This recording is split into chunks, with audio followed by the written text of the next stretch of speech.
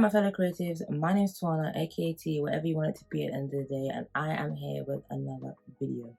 Today I'm going to be answering frequently asked questions that I've received via my Instagram and TikTok. Because I get them asked so many times, I thought it would just be easier to put them into one video, and hopefully you guys can find this useful when starting your own graphics business. If you have been finding my content useful so far, definitely subscribe and hit the like button, as it lets me know what kind of content to create for you guys. What made you decide to become a graphic designer? So, there's two main reasons behind this. The first reason is during high school, I took graphic design as a subject for GCSE, and I've done really well in it. I've always done graphics as fun. I never really took it serious until 2020, and that's all it was. I used to draw for fun. I used to make logos for fun. I used to put things together for friends and family. It was never really anything serious. I just do it for fun, and then people saw I used to like my work, like my content, and kind of asked me why I haven't started trying to make money from this. The second reason is because graphic designers are problem solvers, and I've always loved solving problems. Maths, science, graphics, they all kind of have this underlying solving a problem. And I feel like I'm really good at that. Getting given a design brief and then me coming up with the answer is me solving that problem for my clients, and I think that's just one thing I really enjoy. Putting that with the skills that I have, I just decided to take it as a business, as well as my friends supporting me and pushing me to do it as well. So I charge as a graphic designer. So I am a part-time graphic designer, freelancer, you can say. I don't do graphic design full-time. This is a side hustle in addition to my full-time job. Therefore, I do not charge daily rates. A lot of people charge between daily and hourly. I choose hourly because I am a part-time graphic designer. I don't have a full day to do graphics because I have a 9 to 5. So at first, everyone kind of always undercharges themselves. I was definitely doing intros and banners for £20, £30. But as you start to do these, you kind of realize how long it's taking you. And then what I started to do, I started to time myself, how long different levels, my different packages would take. And once I figured that out, I would then times that by my hourly rate and then come up with the packages and the prices that I have today. Certain things I just don't think should be more than a certain price, such as a business card. A custom business card design is not, I don't feel like it should be something as silly as £100 in my personal opinion. I charge £45 for a custom business card because I just don't feel like it's worth going up to above £50. You're creating a digital format, you're not printing it, you send it by email, that person takes it, and that's it. So it's really up to you, your personal preference, what you think works for you, best for your business, and how you think you should charge. Obviously, you can also do research. I did a lot of research into how to price in graphic design. And like I said in the beginning, there's no wrong or right, so it's just basically based on yourself. As an experienced graphic designer doing this full time with loads of experience under your belt, you can definitely charge in the higher hundreds. I know logo designs go for £800, but then there's people on the lower end with less experience that charge £50. If you go on Fiverr, you can get a good foundation of what people at your kind of level is charging, and then maybe because you are private, you can add a bit more.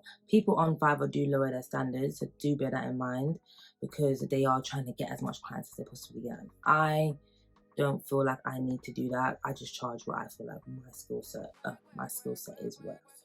So if you plan on doing this full time, I would definitely figure out your daily rates. And if you're doing it part time, I would consider doing hourly rates, because it just works out better, because you're not dedicating a whole day to graphics. So it's not really fair if your client is paying for a daily rate that doesn't really exist. Tip when doing your pricing, don't ever feel like you have to explain your prices to people. At the end of the day, you will attract a certain audience to your brand, and there's going to be customers that are willing to pay and others are not so much, and that's okay. You're not catered to everybody, and that's fine. Some people are happy or more than happy to pay that and more, and other people are not. I've had clients pay me triple what I would charge them, because they were so happy with my service. And I've had clients argue with me that I am charging too much. Your service is not catered for everybody, neither are your prices. Don't budget yourself just so you can get this client and make them happy, because when you start doing that, you start undervaluing yourself as a graphic designer. You shouldn't do that. If someone cannot afford to pay for your services, there is Fiverr where people offer cheaper services. They have come to you for a reason. They like your designs for a reason. So therefore, they should respect your prices for that. If they do come in and they want to like kind of haggle you down for your prices, if you think it's worth it, then yeah, by all means, that's up to you. If you want to use it to gain the experience, then that's also up to you. But don't feel like if someone's not willing to pay your price that you should lower your price just for them, because I'm telling you, there's going to be clients that want to pay you more. So just remember that your skill set comes first, your price comes first, your time and effort comes first. How do I accept payments? So in the beginning, I was accepting payments through bank transfer and PayPal. I would take 50% in the beginning and then 50% at the end. It's all based on trust at the end of the day. People have been scammed, so some people won't be as eager to send it through bank transfer. PayPal was a very popular one because PayPal is more secure. They can claim out their money if they don't get their service, which was the preferred payment anyways.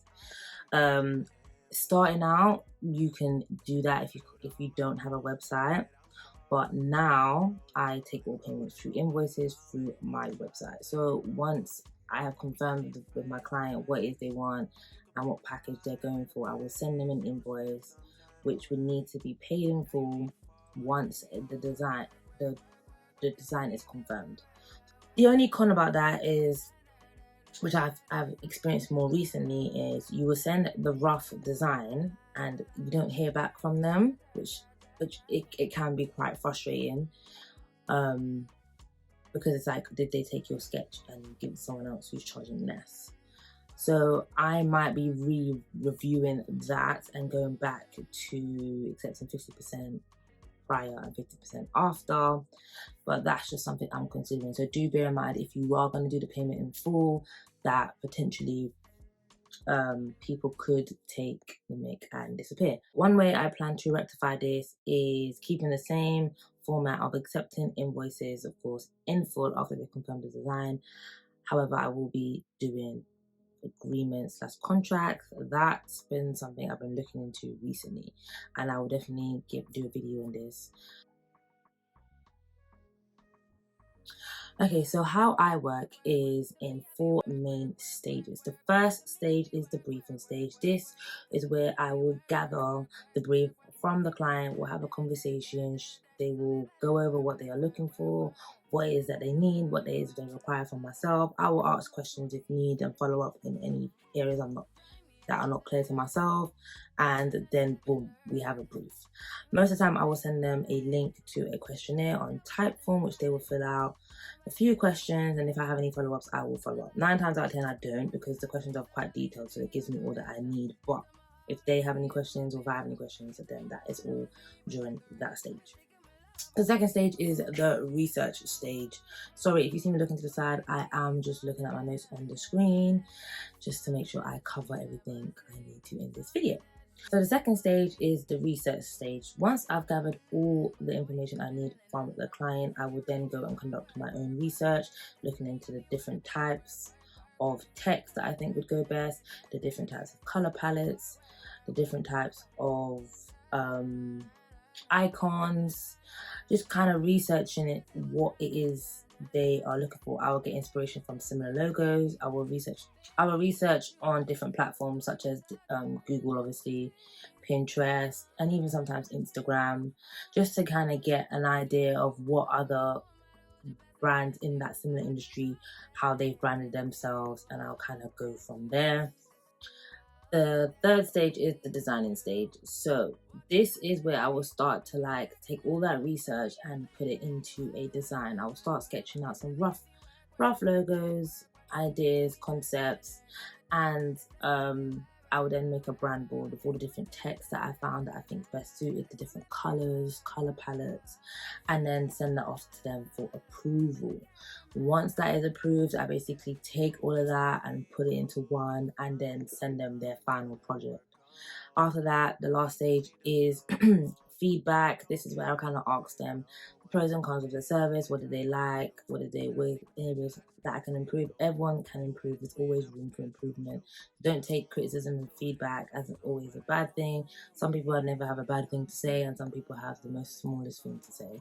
At the end of the day, you just take that in and help it to revamp yourself, and then Bob's your uncle. Move to the next. What equipment do I use? So I use 3 main equipment when designing. That is my MacBook Air, my iPad Pro, and iPad Pro / Apple Pencil, and my iPhone 12 Pro Max. Depending on what it is, or depending on which one I would use. For example, most of my logos is done on my MacBook Air and Adobe Illustrator desktop, whereas my illustrations is done on my iPad Pro, which is used on Procreate with the Apple Pencil. I use my iPhone 12 sometimes for Canva to make quick edits on Canva, and sometimes when I'm making my reels and TikTok, and also now for YouTube. So yeah, that's all the equipment I use. Please don't feel pressured to buy Apple products. They are not the all end for graphic designers. I know many graphic designers that use HPs, they have Androids. It doesn't really matter. It's more based on the software that you use than the actual equipment. Apple products are not cheap, so if you are going to start off, you might want to get like a HP or a Dell. I'm not really sure about them, but the names, but you can opt for an alternative and just get the right software and execute that the same way. Don't feel you need an iPad Pro. I just wanted the iPad Pro because for personal reasons, but you can easily have an iPad Air, iPad Mini. I started off with an iPad Mini, and then as you start to build your business, you can then invest and buy more and more expensive equipment. What software do I use? So my main softwares that I use is Adobe Creative Cloud, Procreate, Canva, CapCut, Google Workspace, and Wix. I don't think I'm missing anything. So I use Adobe. The primary thing I use is Adobe Photoshop, Illustrator, Premiere Pro. I use Photoshop and I use Adobe Photoshop for when I need to like edit photos and stuff and create maybe flyers, business cards, that kind of thing. I use Adobe Illustrator mainly for my logos or anything that I need to create in a vector format. And then I use Adobe Premiere Pro to edit my videos on things like YouTube. CapCut is all for my Instagram Reels and TikTok. It's quick, it's easy, very easy to use, and if I need to do a quick edit in a portrait format, CapCut would be my go-to. It's got good, decent effects to add what you need for that kind of level. Me personally, I wouldn't use it for YouTube videos, but I have seen some people edit amazing YouTube videos on there, so I'm not gonna discredit that, but I personally use Premiere Pro for that. I use Canva as well if I need for my Instagram posts, Facebook posts, and sometimes to help me with my reel covers on Instagram.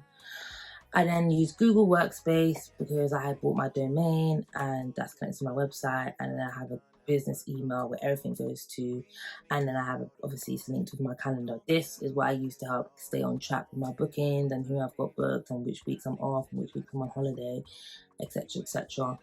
And last but not least, I use Wix. So Wix is my domain where I host my graphics website where I sell digital products as well as offer digital services. Wix is a good platform in my eyes, and I will do a separate video on why I chose Wix. So yeah, those are my main softwares that I use. I have tried other softwares that I'm not that fond of, but for when I got Adobe and I paid a monthly subscription, I don't really need anything else. Final Cut Pro is a very good one as well. I do use that sometimes. do you need a degree in graphic design? So the simple answer is no. I would call myself a graphic designer, and I do not have a degree. Yes, I did. Yes, I have a GCSE in graphic design, but I don't have no actual degree or certification of graphic design. I've taken many online courses on Skillshare, YouTube, and I've paid for courses as well from very known graphic designers. At the end of the day, it's not about a piece of paper. It's about your experience and the knowledge you have behind that and what you can execute. Graphic design is, like I said, it's all about composition and putting things together. And if you can meet your client's eyes, you don't need a degree to prove that you can do that. At the end of the day, if a client gives you a brief and you solve it, that you're basically a graphic designer. But you practice, and that's when you can start to really challenge yourself, and you get like more diverse clients. And then as you get the back on experience, you can then start charging more. So is there anything wrong with getting a degree in graphic design? Absolutely not. There's some people that want to be a graphic designer full time. That's just not me. So I wouldn't go to uni to study that, but there's not absolutely nothing wrong with doing that as well. If that's the pathway you want to go down to, and then you want to work in a company, graphic design company, or an agency, or whatever, you can definitely do that. They may look for the degree, but they might also just ask for your portfolio and your experience and that kind of things as well. So simple answer is no. Going off the back of that, it's all down to personal preference. If you want to do a degree and go work for an agency or work for a big graphic design company, then a degree pathway may be better for you. If you want to freelance, then you may not want to take that degree. You may want to just get your experience and go in the deep end and just get clients and work from there and work your way up. At the end of the day, it's totally up to you. Cater it to your needs. Where do you see yourself in graphic design in the next 5 years? Where do you want to take your graphic design business in the next 5 years? And then choose your pathway like that. I think that's the best way to decide if you should go down the degree route, or if you should just go on YouTube and pay for courses and learn that way. It literally is a personal preference. How did I get my skills and how do I improve them? So as I mentioned in the previous video, I first started out learning on YouTube because I was on a budget. I used to watch different logo designers and just type in what I needed on YouTube and just learn like that, and practice with my friends, and then slowly started taking clients. My personal preference would be to absolutely research on the YouTube platform if you decide to go down that route. And whoever you're drawn to as a graphic designer, stick with them, because everybody works different.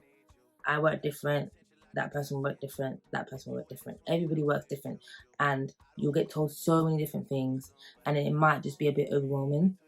I feel like if you see someone doing what you want to do, and you respect the information they're sharing and the content they're providing, and you like their work, stick with them, subscribe to their YouTube channel, and watch how they work and take in what they're saying when they're advising you certain things. I have specific designers for specific things that I go to, which I'll do a separate video on as well, just going into my favorite graphic designers on YouTube and who I think is really good to watch and learn from. So definitely comment down below if you would like to see that.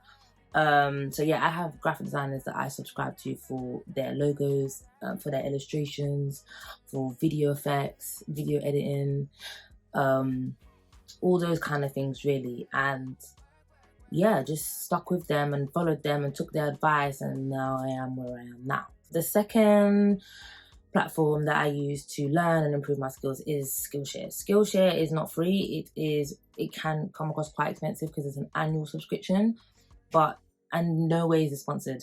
There's no link or whatever. This is literally by my experience. Skillshare it's like a YouTube, but it's very precise to courses, video courses where all these creatives put their courses on and basically teach you in greater detail of how to do whatever you're trying to do. For example, logo designers, they will go in greater depth. They will show you from start to finish how they work and basically provide you all the information you need.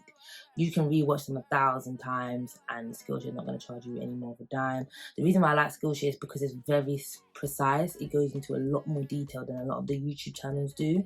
So, and you can follow people as well. You can subscribe to your favorite designers as well. And they literally cover everything from branding to color therapy to color psychology, to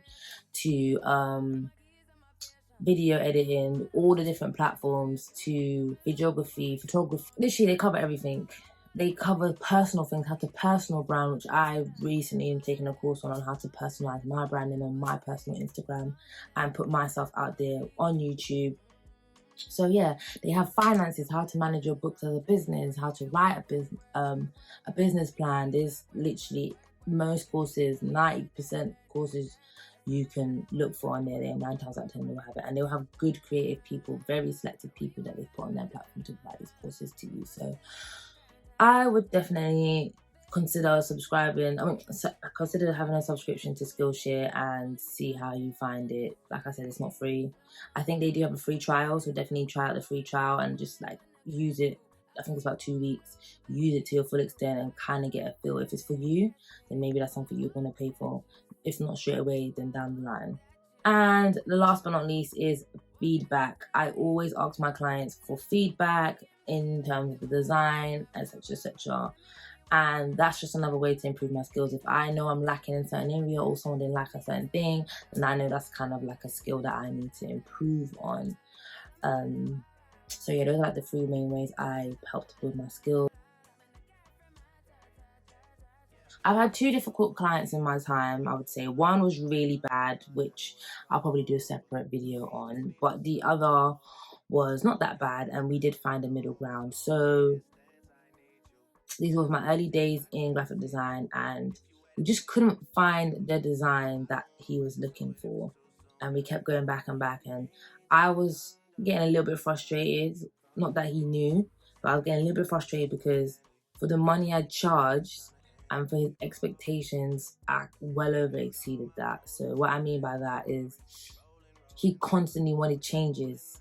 Oh, try this, oh, try that. He was very indecisive, didn't really know what he wanted, and only kind of agreed when he saw what he liked. And I got quite frustrated in that sense because it went on for too long. Like, just for a YouTube banner, it was going on for too long. Kept wanting to change the color, change the font, change this, change that, change this. I don't mind tweaking it because I've followed the brief, but when you want like a whole revamp again and again and again, and obviously at the time I was new, so I just saw it as a client's goal to keep the client happy.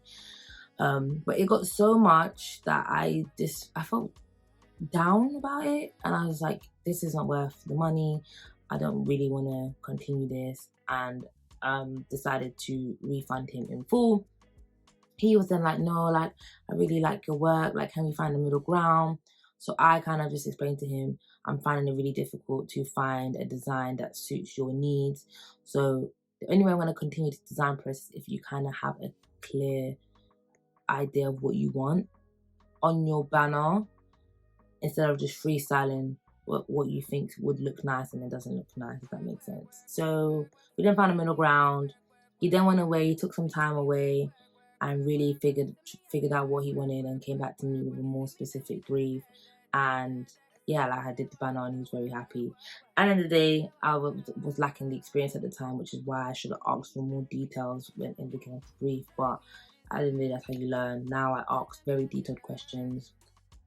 What it is that you want. People think they don't know what they want, but they do know what they want, because if I send them one thing and I send them another and they're drawn to one and not the other, you clearly know what you want. So it's just helping them to get to what it is that they are looking for in your services. So yeah, that would be my advice in dealing with difficult customers. Just remain calm. Don't let them draw you out. Don't tolerate any abusive language, and feel free to terminate the contract or the service if need be. At the end of the day, like, you didn't sign up to abuse, you signed up to make a design, and that's all you're there for at the end of the day. And also remember this as well, they came to you, they saw your work and they came to you. So clearly there's something about your work that they like and they appreciate. They really and truly, they shouldn't come to you with this abusive language. They require your services, well, hopefully more than you require their money. So at the end of the day, it's agreement. They've come to you for one thing in exchange for the other. So I feel like you should both remain respectful. When it starts to get disrespectful, I'll just remove myself from the conversation and just let them know I'm not going to tolerate this, and we'll just go our separate ways.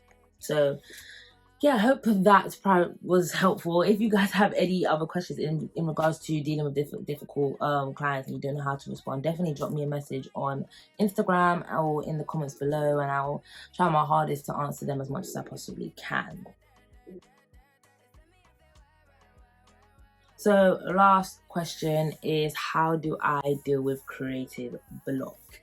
I promise you, as a graphic designer, this is something you will experience in your time of graphic design.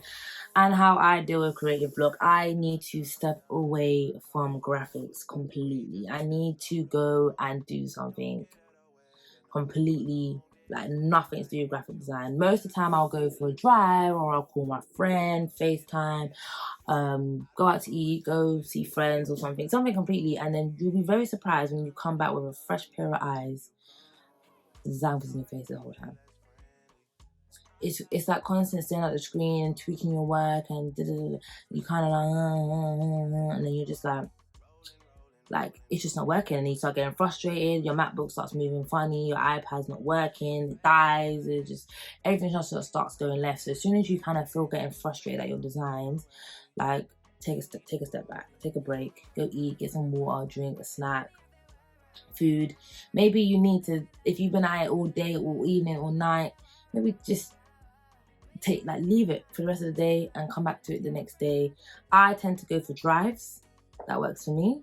Walks work for me, and phone calls, those work for me. I'll call my friend and just have some banter and completely forget about graphic design, and then when I go back to it with a fresh pair of eyes, it's like,